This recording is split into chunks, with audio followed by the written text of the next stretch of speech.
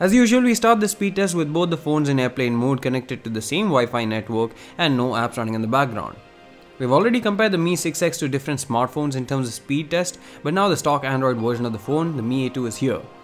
The Mi 8 is powered by an octa-core Snapdragon 845 chipset and has 6GB of RAM, while the Mi A2 comes with an octa-core Snapdragon 660 with 4GB of RAM. There's also a 6GB version of the Mi A2, but it's currently unavailable. The Mi A2 runs on Android 8.1 Oreo with stock Android and has Android One branding, while the Mi 8 has MIUI 9.5 atop Android Oreo 8.1.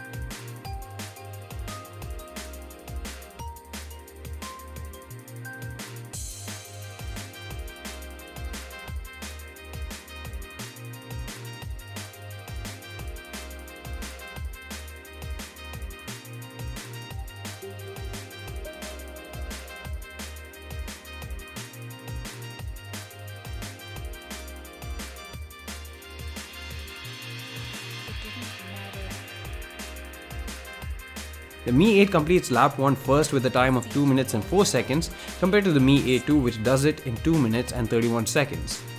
In the second lap, we open apps in reverse order to test the RAM management abilities of both the phones.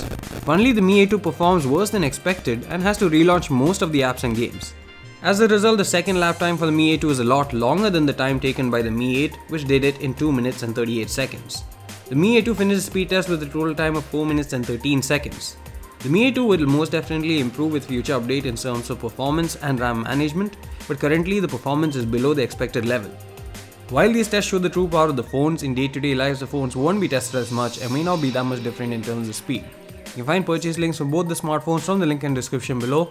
Thanks for watching this video. See you again in the next one.